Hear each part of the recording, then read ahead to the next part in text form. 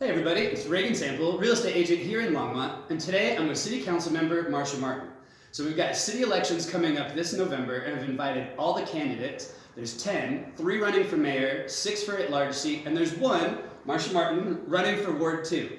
So I've invited all the candidates to come in and talk to us and tell them about themselves and tell the residents of Longmont who they are, why they're running for council, and so forth. I've given them all 10 minutes. I appreciate you taking the time to do this, especially running unopposed, to let the residents of Longmont know more about you. And we'll go ahead and get started. So thanks for taking the time, and go ahead and tell us about you and why you're running for re-election.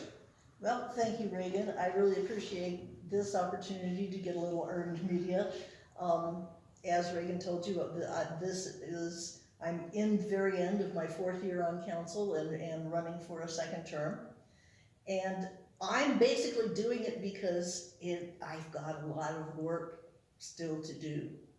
I feel like the council, especially in the first 2 years when we were extremely productive, I thought, laid the groundwork for a lot of things that council needed to get done. A better way to incentivize private builders building affordable and middle tier or workforce housing, getting on the clean energy bandwagon and really pushing for a sustainable Longmont and a sustainable area in terms of getting renewable energy rather than coal and gas as our energy source. And I've learned a lot being on council, and one of the things that I've learned a lot about is that we need more transparency and accountability in local government. And I don't mean just the city of Longmont, because the city of Longmont is an honest city, but there are just lots of places where things don't always kind of mesh. And we need to have more accountability about our procurement process, more accountability about our intergovernmental agreements, especially with Boulder County and with the Platte River Power Authority. I have a special bug about that because in the last decade of my private sector career, I worked in the clean energy and smart grid sector, and I have a very strong handle on what can be done and what needs to be done, and we gotta go faster. Utilities are tremendously conservative, and this is not the time for that. But the number one issue, the most urgent issue, is affordable housing in Longmont, because we have people who can't find places to live. And see, that kind of leads into the next question I was going to ask you about is what you see as the biggest challenges or issues facing Longmont. And so you kind of hit on that at the end of what you were saying right there is housing, affordable housing. So I guess maybe if you expand on that or tell us other issues along with that you think that it would be some of the biggest challenges with Longmont that they're facing right now. Well, you know, I like to tell stories, and I've got 2, so I'll have to talk really fast. Okay. The first story, which I think you will appreciate as a member of the real estate business, is that there's this thing going on where I think people feel like they're losing control, and they're applying attitudes that were formed during the 1990s, which was, you know, a real boom time for Longmont and Boulder and all of Boulder County, really. And things have changed, and our economy has moved on, and those attitudes really don't apply anymore. But they have established what I would call prejudices about certain industries and the way things are done.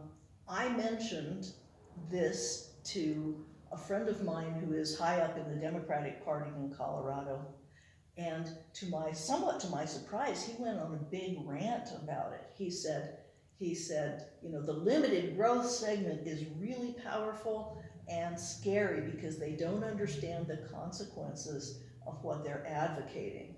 They don't understand how imbalanced our economy can get if we don't respect all of the organizations and listen to all of the organizations that contribute to our city. And he said, in particular, the word developer has become code for everything they don't like. So I was at a Democratic meeting and somebody stood up and said, oh, those people are just developers. Whatever they want, we don't want. And I was stunned because I've been feeling the same way. You know, if you're going to fix your land use code and fix your building codes for sustainability and all of that stuff, you have to work with the people who build to know what's going to work and what's not going to work. You know, if you ignore their expertise, you know, you get things like the inclusionary zoning ordinance that we had in the early 2000s, Sure. which was a negative incentive to building. Nobody wanted to build anything because of that.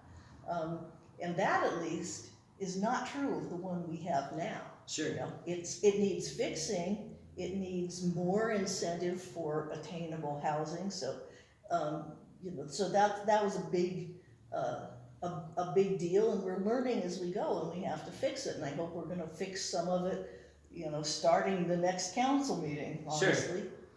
But we just need to understand that everybody's a contributor to our community and nobody's a villain. The other story about affordable housing is that during the pandemic, when I couldn't go out and meet people and talk to them face to face and stuff, I started lurking, frankly, on the Longmont Facebook pages, Facebook groups. And I found out that so many people who really need help don't know how to access it, don't even know that the help is out there. Sure. You know, so I started posting stuff because, you know, I knew where it was. And one of the things that I found out was that it's kind of a tangle. You know, a lot of people, well, I think they have money for that in the county, but I don't know who to call.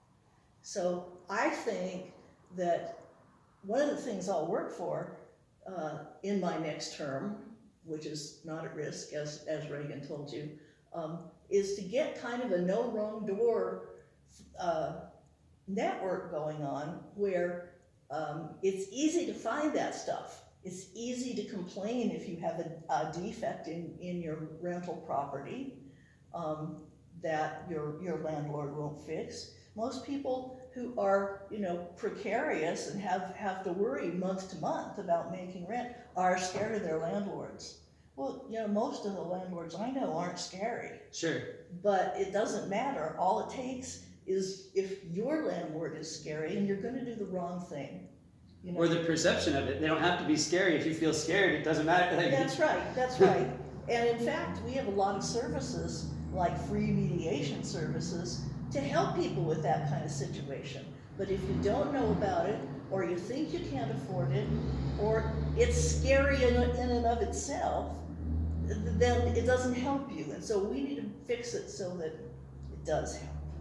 So it makes sense. Some of those things that streamline it out, and then I guess from your first story, that perception of it's an us versus them, and not realizing that all these different players need to come together, and then in part with that, to streamline some of these processes, like you mentioned, the no wrong door approach, people don't know where to start, and then you mentioned untangle, so it's when people find a door, they can't navigate through it. So it sounds like those are a couple of things that you're going to prioritize and work on and come through with those challenges. You know, before we run out of time here, we got just over a minute and a half. Oh my gosh, I talk too much. You know, go ahead and just let us know what you let us know what you think are the biggest challenges or issues. Sounds like you mentioned a couple of things people can expect from you in your next term. You got another minute and a half here just to tell us what it is that you love so much about Longmont, where you would bother to go through all this work, or anything else that you think residents should know about you. Well, I think I already mentioned that I worked in the renewable energy industry, and that's my real passion. You know, I'm passionate about housing because people need it, and I care about this city. And I am passionate about renewable energy because the world needs it, and the way it's going to begin is one locality at a time. And I want us to be a shining example of that locality. And that means communication, because people are naturally kind of afraid of things that they don't understand. The natural assumption is it's going to cost them money. One man at a coffee with council came up to me afterwards and he says, well, so when are they going to come and yank out my gas stove? Well, and the answer to that is never. It's not going to happen. But maybe when your gas stove finally dies, and they do die, you won't be able to get another one. And honestly, I hope not. But you'll be able to get something better, and if it's too expensive for you, there will be a payment plan or a subsidy or something, because we have to make sure that we take everybody with us. And what I really love about Longmont. Sorry to have to cut you off there, but that is our 10 minutes. Yeah. And it seems like what you're just starting to sort of allude to is transitioning, and people are afraid of change, but it doesn't have to be as sudden. There can be a transition there. If I'm maybe helping summarize you there, since you ran out of time. But again, thanks for taking the time. I know you're running unopposed, so you don't have to do this, but I think it's great for the residents of Longmont to get to have a chance to hear from these candidates. I feel like local elections are the most important because they affect our day-to-day lives more than state and federal. It affects our code, zoning, everything about our day-to-day lives is impacted. So make sure you get informed about the candidates. Make sure you check out Marcia Martin's website. Check out the City of Longmont website so you can find out about all the candidates that are running and you can learn more about them so you can be informed. Make sure you're registered to vote. Election day is Tuesday, November 4th. Ballots are in mailboxes mid-October, the 11th? 11th, they're going to be mailed, so that week.